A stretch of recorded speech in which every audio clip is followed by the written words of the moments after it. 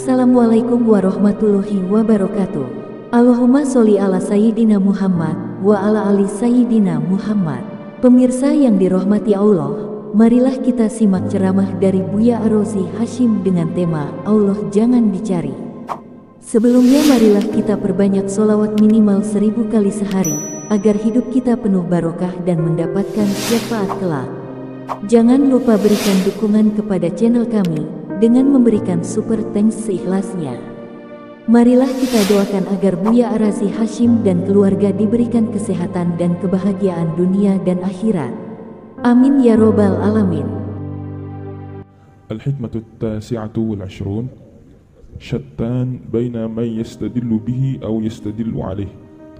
المستدل به عرف الحق لأهله فأثبت الأمر من وجود أصله، والاستدلال عليه من عدم الوصول إليه، وإلا فمتى غاب حتى يستدل عليه، ومتى بعد حتى تكون الآثار هي التي توصل إليه.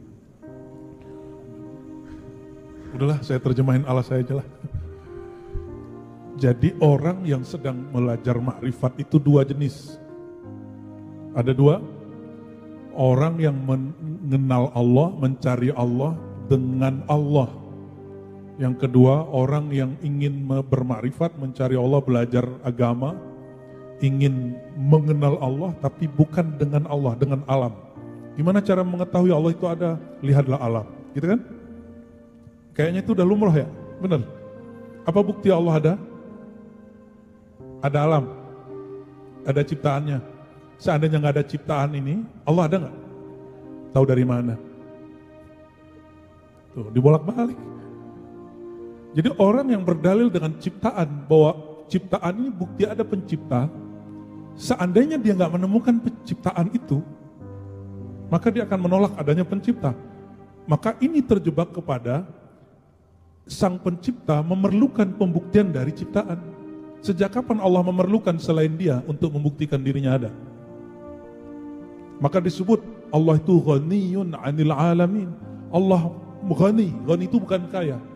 Ghani itu artinya tidak memerlukan, membutuhkan selain dirinya. Disebut juga as-samad, justru selain dia memerlukan dirinya, membutuhkan dirinya. Selain dia bergantung kepadanya, sedangkan dia nggak bergantung kepada yang lain.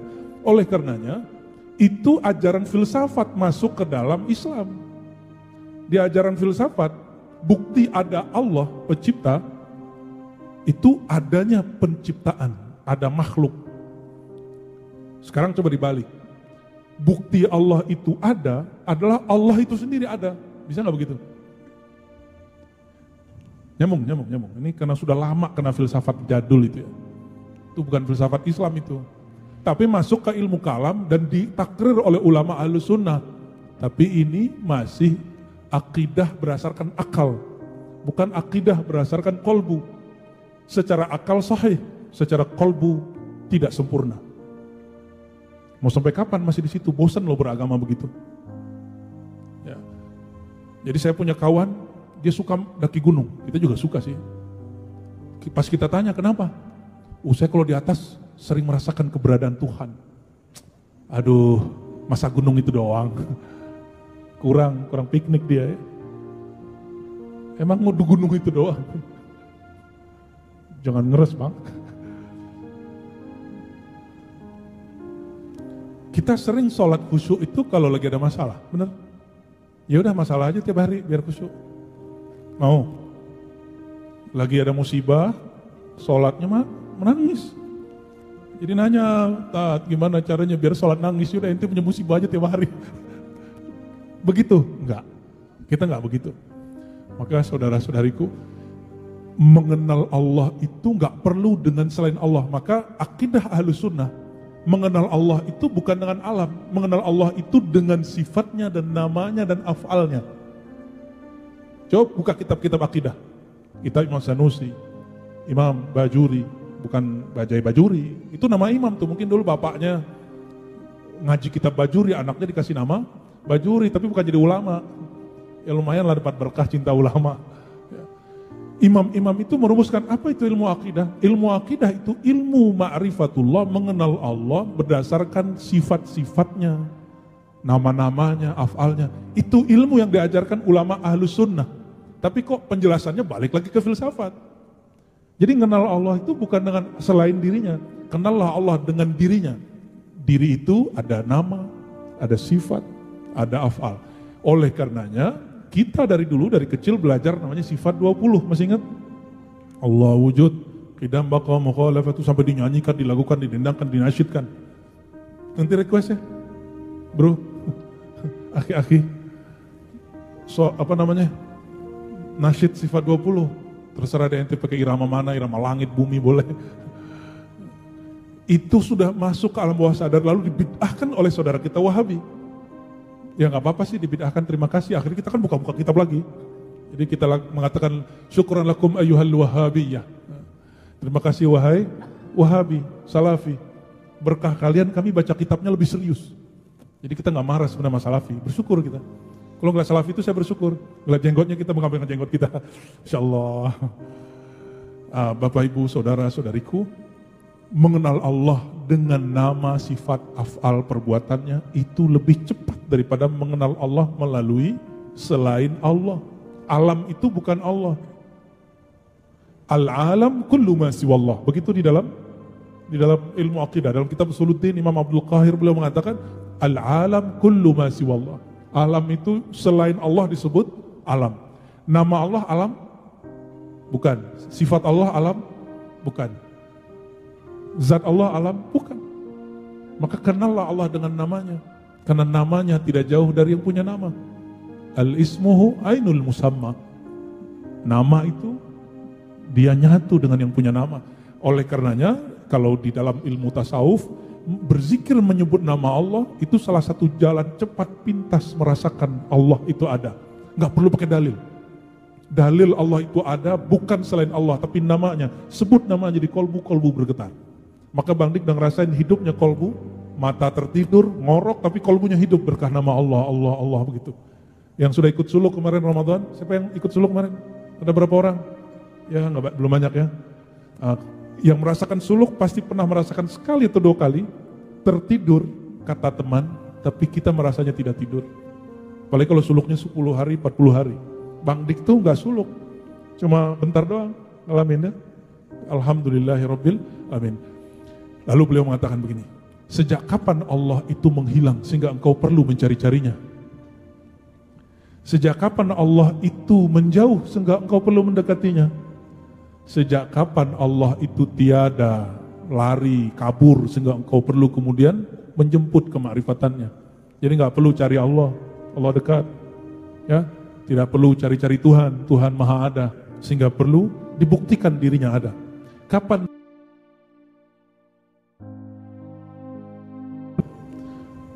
Wa mata ba'uda hatta takunal athar allati tusilu ilaik. Sejak kapan Allah menjauh sehingga amalmu, alam semesta engkau jadikan cala, alat, media untuk mendekatkan diri kepadanya. Oleh karenanya dan batin. Kalau gaib itu akhirat. Yu'minuna bil gaib itu bukan Allah. Surat apa ya kepada yang gaib itu tentang akhirat. Allah tidak pernah gaib. Allah itu hanya batin dan zahir. Jadi yang gaib makhluk. Kalau Allah tidak pernah gaib. Allah itu zahir batin. Dia zahir dalam batinnya, batin dalam zahirnya. Selamat sakit kepala. Apa maksudnya? Apa maksudnya itu? Bukti Allah itu nyata bukan alam ini, tapi alam ini adalah buah dari perbuatan Allah.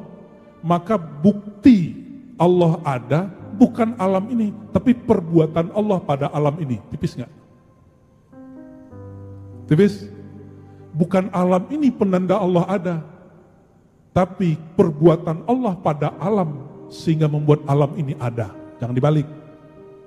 Jangan buktikan Allah dengan adanya alam, tapi untuk percaya alam ini ada, kita percaya bahwa ada Allah yang berintervensinya. Maka alam itu dipandang sebagai perbuatan Allah. Menyaksikan alam sebagai perbuatan Allah itu namanya persaksian bahwa perbuatannya zahir. Bang Dik, mohon maaf, ini pohon gede-gede Bang Dik yang nanam? Pertanyaannya serius nih Bang Dik, bukan main-main nih. bukan dunia ini. Berarti Buya salah bertanya seorang. Loh, aneh salah bertanya ya? Saya orangnya nggak bisa serius Buya. Oh gitu, ya udah aneh main-main deh. Ini ya, Bang Dik yang nanam. Kemarin nggak ada Buya nih pohonnya. Kemarin, bohong.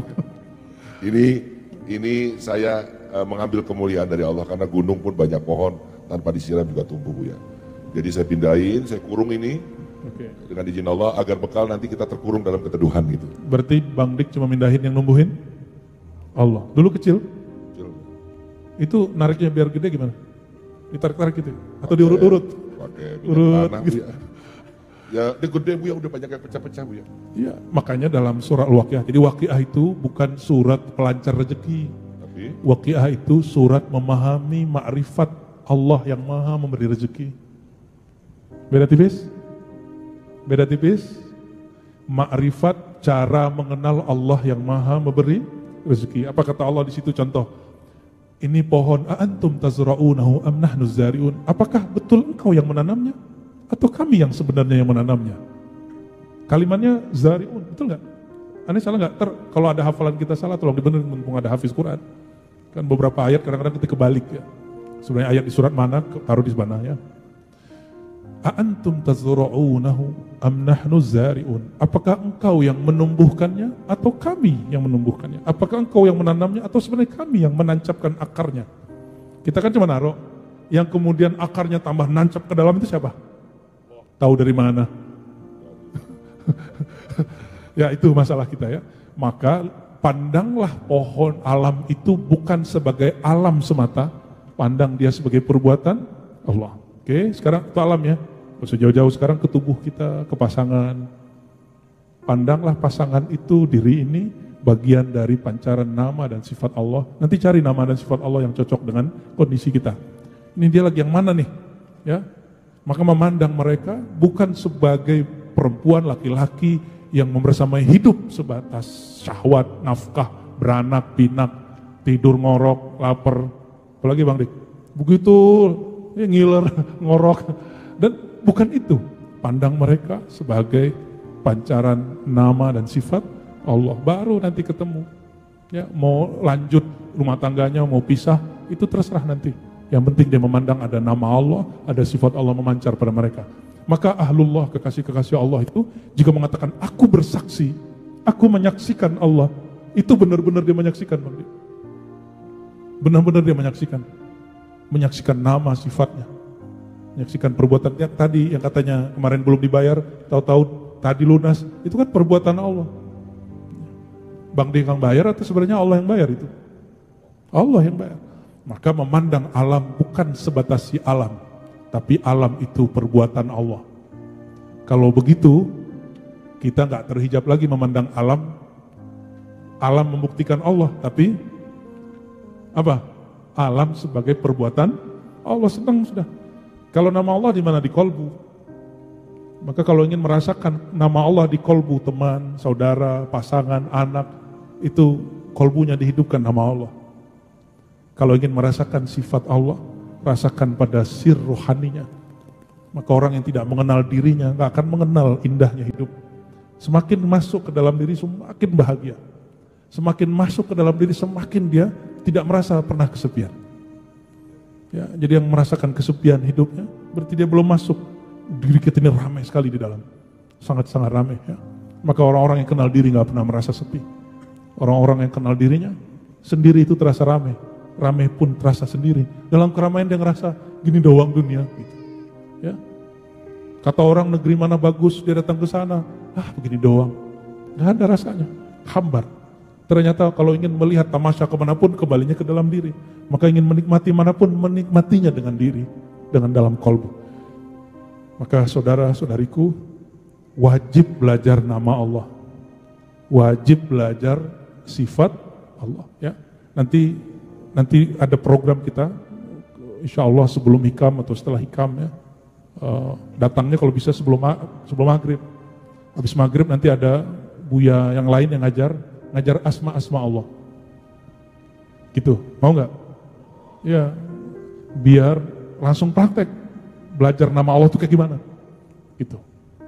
Tapi nantilah kita umumkan kapan ya. Insya Allah, Allahumma sholli.